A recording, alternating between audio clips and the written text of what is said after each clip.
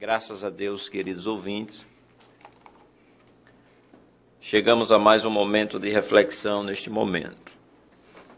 E lemos para o que provavelmente os versículos que são mais conhecidos ou citados da maravilhosa Escritura, da palavra de Deus, da Bíblia Sagrada. Os versículos do qual estou falando é 3 de João, capítulo 3, versos 16, 17 e parte A do versículo 18. É a notícia, a maior notícia completa, um bálsamo para a vida de todos nós. Pois está escrito: porque Deus amou o mundo de tal maneira que deu o seu Filho unigênito, para que todo aquele que nele crê não pereça, mas tenha vida eterna. Como diz sempre, ele faz questão de frisar, nosso irmão Hanoi, perecer não é apenas morrer fisicamente, é morrer eternamente, ou seja, é ficar afastado de Deus por toda a eternidade sem nenhuma chance de arrependimento mais. Por isso, amados, que Deus nos amou e nos deu prova. Apóstolo Paulo escrevendo aos Romanos, no capítulo 5, ele diz essas palavras, capítulo 5 de Romanos, verso 8. Mas Deus prova. Em João, como lemos, está escrito: porque Deus amou o mundo, de uma tal maneira que deu o seu Filho unigênito. Paulo reafirma essa palavra escrevendo: mas Deus prova o seu amor para conosco. O mundo somos nós, as pessoas, as criaturas de Deus. Somos tão amados, que não acreditamos.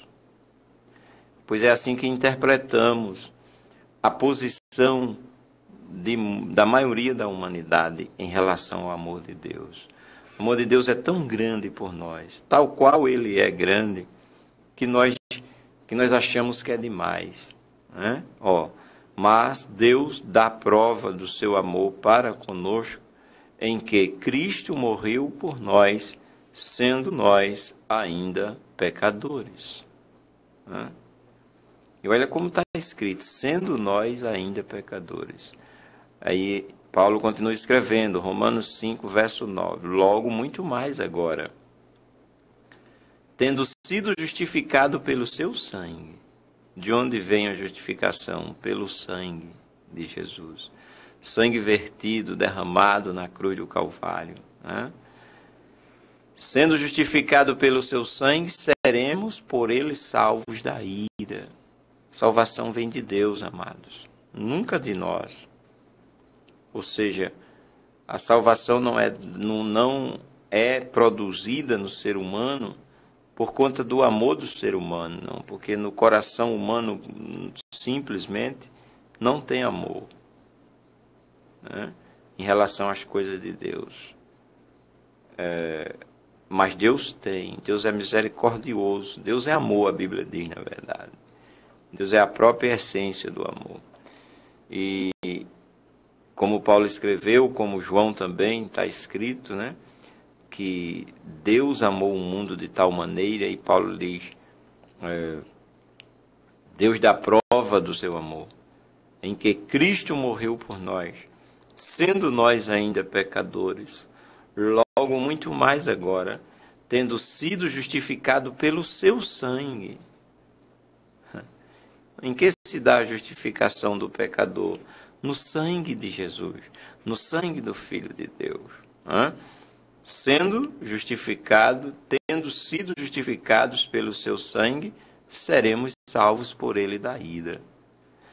Porque se nós, sendo inimigos, fomos reconciliados com Deus pela morte de seu Filho, muito mais, tendo sido já reconciliados, seremos salvos pela sua vida.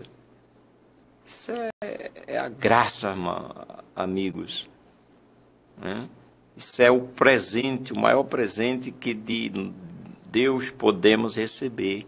É essa salvação que está descrita dessa forma, né, tão gloriosa, né, que é crermos, precisamos crer nessa verdade.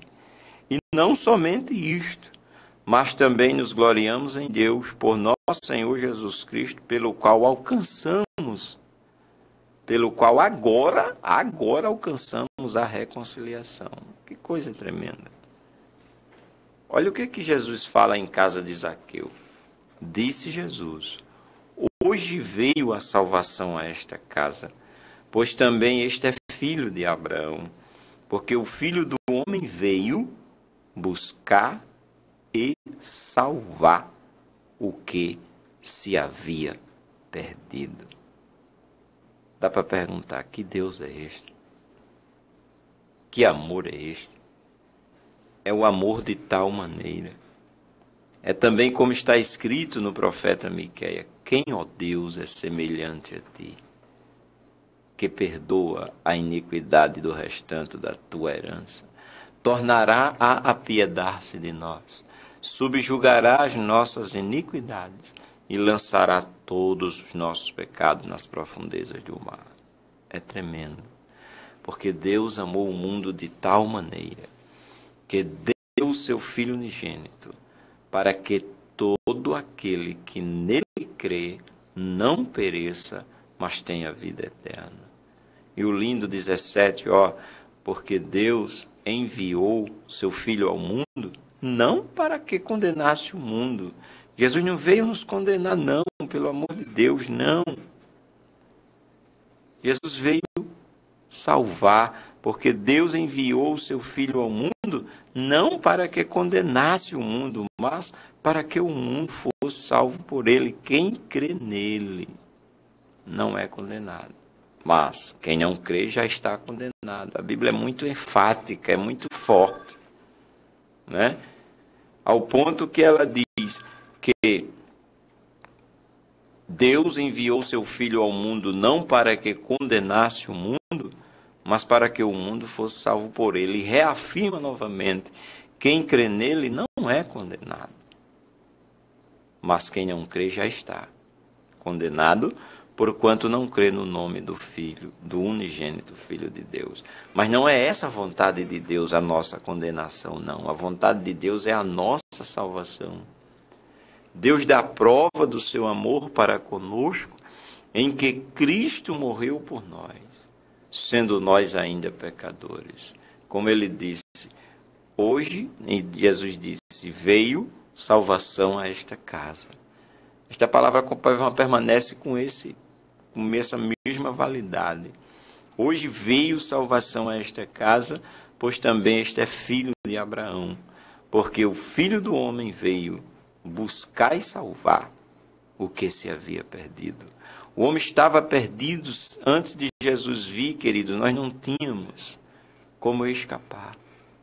Mas Jesus veio buscar e salvar o que se havia perdido. E ele disse que os sãos não necessitam de médicos, sim os doentes. E ele é o que tem o remédio, a solução para essa situação de pecado, de chaga mortal, de ferida mortal que o pecado nos causa, nos afastando de Deus. Ele veio recuperar, salvar-nos, levar-nos a Deus, restaurou-nos a Deus. Foi isso que Jesus veio fazer, amado. E está tão claro na palavra, né? E porque Deus amou o mundo de tal maneira que deu o seu Filho unigênito para todo aquele que ouve e crê. Aí eu preciso crer. Você crê nessa verdade? Você crê nessa escritura? Se creres, serás salvo. Está escrito. Não está escrito de outra forma. Amém? Porque Deus amou o mundo de tal maneira, e porque Deus enviou o seu Filho ao mundo, não para condenar o mundo, mas para que o mundo seja salvo. Então temos chance, queridos. Temos oportunidade. Podemos ser salvos em Cristo Jesus, pois para isso Ele veio.